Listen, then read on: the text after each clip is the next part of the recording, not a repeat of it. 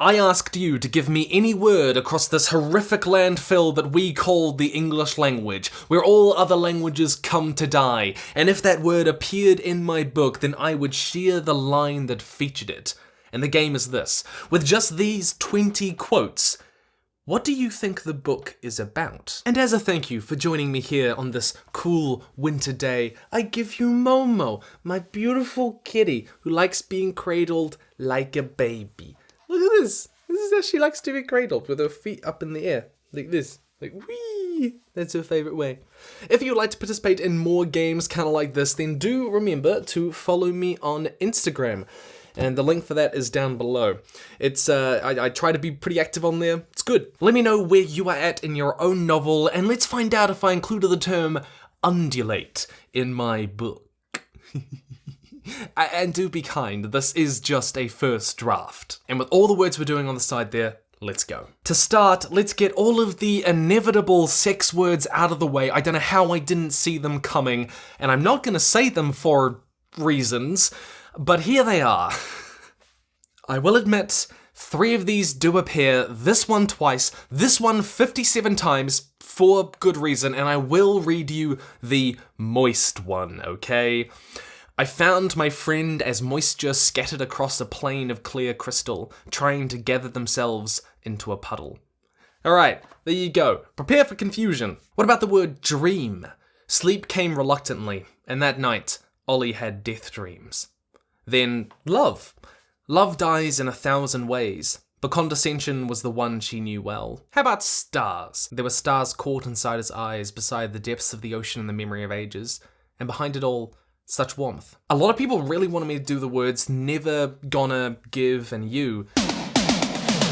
Suddenly, this man she'd been able to read like a book for years was closed to her. Flagellate. It's the one privilege I have. Self-flagellation. Ether.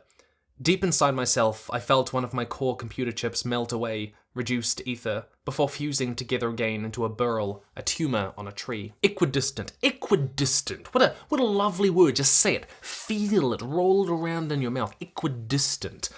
Like the island before it, the second was set up to prevent its inhabitants from escaping, though Ollie took from the equidistantly positioned pillars around the perimeter, stacked with spirals akin to Tesla coils, that it was designed to keep them from leaving via the air as well. Progress. The heavy layer of cloud over the city glowed progressively brighter. A flash turned it from night to day in an instant, and something pierced the atmosphere, soared across the sky at a low angle, as if it wished to announce its deadly judgment.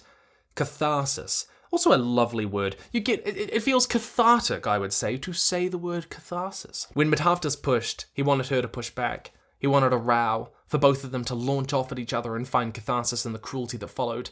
And then they could apologize and return to loving with the knowledge that they never really meant what they said, the way that they said it. Universal. The language might not have been universal, but the signs symbology were. Stay away on pain of death. Abyss. Also a lovely word. Any word that has the word Y in it as like a replacement for an I. My favourite word is myriad. Myriad. M-Y-R-I-A-D. It's just great. Abyss is just the same. It's like the reverse. You've got a myriad of things, a myriad of abysses. Deep enough to drown a 10-year-old girl, but not to be the abyss she was staring at. Intimate. It's a rather intimate word.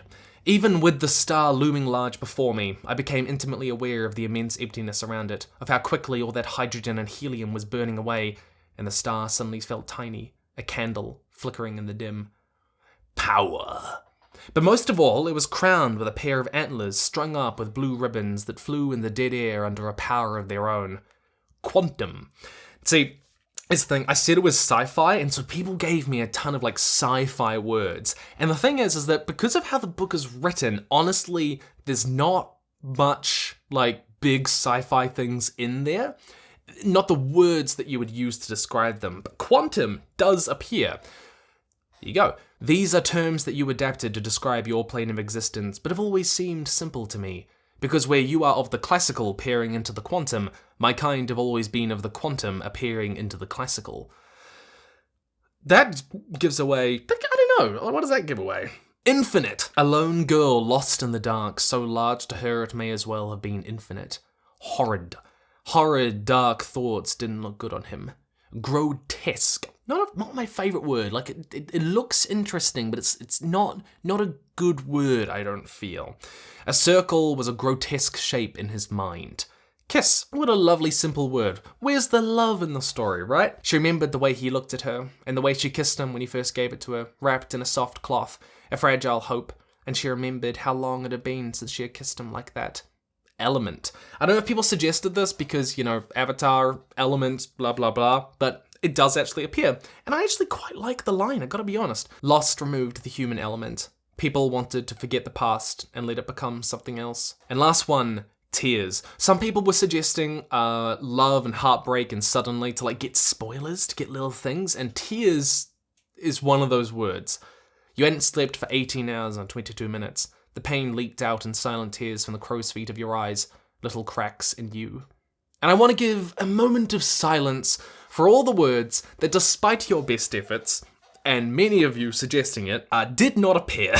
I looked at these words and I'm kind of like, why would anti-disestablishmentarianism appear in my book? Or triumvirate? Very cool name for a ship, so actually, no, I don't blame you. Or flipperdoodles? I don't even know what flipperdoodles means off the top of my head. Or circumloquacious? Lovely word, feels great in the mouth, but does not appear. I'm very sorry. That being said, I do have 10,000 words at the time of writing this to go. Who knows what words might appear? As for whether or not undulate appears, not yet. So maybe next time. A lot of you also really want to know if my name Tim was in it, and no, I haven't named any characters after myself, which I feel like that'd be odd. I'm sorry I could not get to every single word. There were over 2,000 of them when I counted them all up. And if I did that, then this video would be 60 million hours long. So we're going to do this again. And if you want to be involved in that, do go follow me on Instagram. That's where I'm going to pick a lot of the words. And it's also where I talk and do all that updates on writing and so on. I will give you one more clue about what this book is about, because I want you to try and guess from those 20 quotes what you think the book is about. Feel free to share your own writing. Here is the title, and this is the first time I think I've actually officially stated it on either of my channels. The title is 3 Kinds of Silence. There we go. Let me know what you think. Stay nerdy. I really like sharing this. As I said, I'm always trying to share more of my work. I'm trying to get more confident with that, and I'm doing it. Thank you for listening. Stay nerdy, and I will see you in the future.